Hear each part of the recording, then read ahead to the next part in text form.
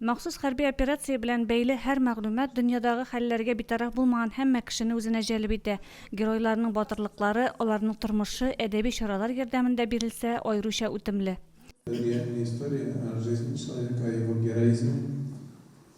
И это небывалый героизм, поэтому и то, что мы ее презентуем Мостромова, это тоже очень такое знаковое для нас событие. Татмедианың кесә китабы форматында нәшир иткән «Призрачный гонщик» китабы авторы безнең якташыбыз Рус Шуган авылында туган Татьяна Вафина. Бүгенге көндә Татарстан журналының баш редакторы. Ул үзенең чыгышында повестьның барлыкка килү тарихы, сюжет линиясе төзелеше, чынбарлыкның образлы сурәтләнеш үзенчәлекләре турында бәян итте.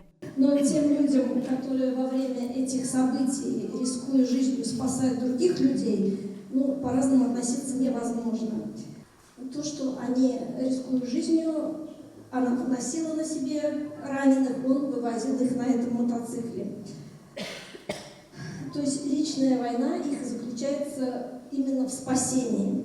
Әсәрнең төп герое Фаза хәрби кушаматлы Илнур Хәертдинов, Россия пенсионерлар союзының мөстим бүлеге җитәкчесе Рөстәм Шәриповның апасы Флүсә Шәрипованың кияве. Рөстәм Мирзагалиевич чарада үзенең туганы турында истәлекләр белән бүлеште. Ул бик тыныч кеше иде. Аны берничектә без инде менә күптән белсәк тә, сугыш махсус хәрби операция башланганнан соң сугышка китәр дип мин аны гел уйламадым. Менә Рөстәм абый ничек барым исемди? Анда бит безнең белән бергә сугышкан кешеләр, безнең ил өчен сугыша торган кешеләр шунда калды. Ничек мин аларны ташлап кайтыйм хәзер ди инде. Менә шулай торып китте инде ул. Чарага җыелучылар мондый әсәрләр буенча китапханәләрдә, мәктәпләрдә китап укучылар конференцияләре үткәрергә кирәклеген әйттеләр. Яшь буынга бүгенге вазгыятьне мондый чаралар ярдәмендә җиткерү бик мөһим. Гөлназ Җәлилова, Динар Нуртдинов, Мөслим телевидениесе.